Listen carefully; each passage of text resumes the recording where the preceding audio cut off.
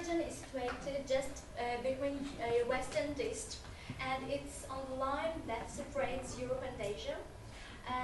Silk Way also was going through Azerbaijan, so it's quite obvious that you mentioned Eurovision. And Khyber, which is one from Europe and another one from Asia.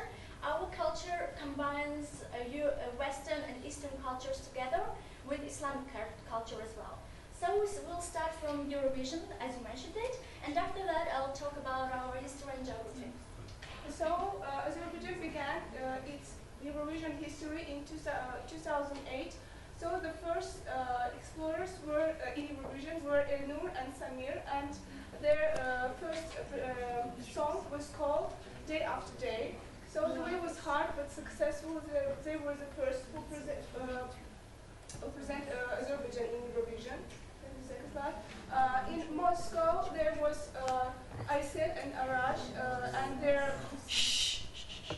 and their song was called Always on My Mind.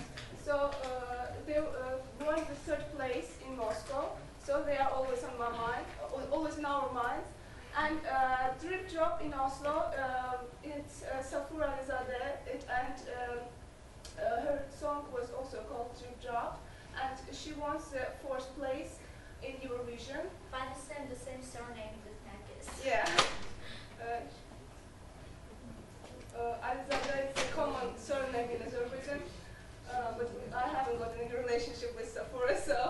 And the champions are, as you know, Eldar and Miki, or El and Miki, and their song about running scale won the championship, and so the Eurovision 2012 will be in Baku, and we are so glad to hear that. So we invite everyone who participates.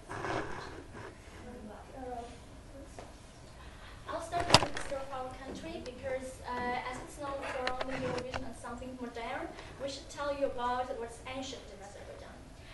It was the first and one of the first and biggest cities in Azerbaijan is Nakhchivan, which already in 3500 BC was on the top of its popularity, and we had wars and also cultural communication with ancient Rome and ancient Greece. First belief in Azerbaijan was Zoroastrianism. It's belief in the fire. That's why we have Atashgah. It's a temple where ancient people in the BC they prayed there. And for several centuries in Azerbaijan was Christianism. It was in Albanian and Atropatanian periods, and then since 6th century we became Islamic country after Arabic involvement.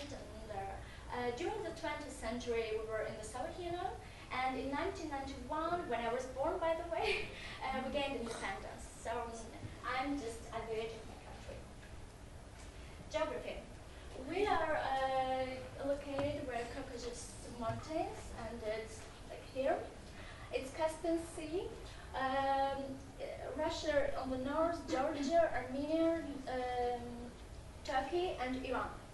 So half of the contemporary Azerbaijan is now, it's called Southern Azerbaijan, and it's in the Iran. So it's above 300,000 people living in Iran who are Azerbaijanis.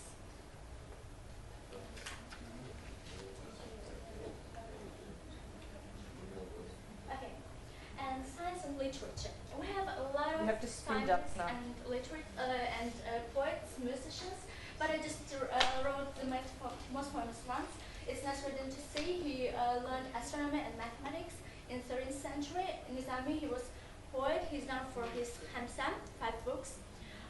He wrote, by the way, one of his books is Leyli Majnun, which is the same as Romeo and Juliet. And Hüseyin Cabir, Mikhail Mushvik, in the Soviet period, they were sent to the north. Sorry. Okay. And there are many musicians, etc. Now, our most famous music is Mugham, which is now. Maybe you remember in the ring.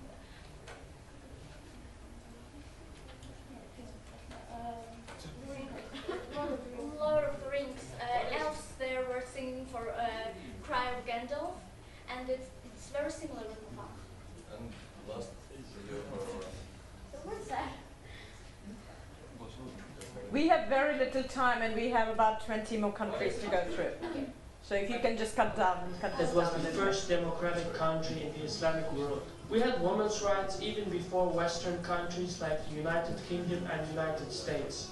Azerbaijani generals such as Makhmedov and Shklinsky were amongst the best in the Russian Empire. They were even defeating the Japanese armies on the other side of the world. When Vladimir Lenin invaded Azerbaijan, he said that the Soviet Union could not survive without the oil of Baku, because during the time, Baku produced 50% of the world's total oil. And that's what the Battle of Stalingrad was all about, the control of Baku, which would determine the fate of World War II. That's why when Nazi generals made a cake of the Eastern Front, Hitler sliced out Baku for himself. Their plan failed because some 800,000 Azerbaijanis fought against Nazi Germany, of whom 400,000 died in battle.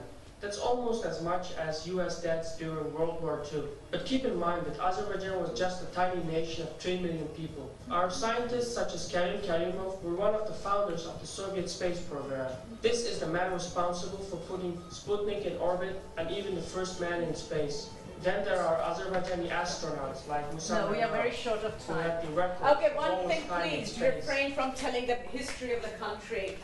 Just anecdotal, okay? Yeah. Cyprus and Turkey, you wanted to do it together.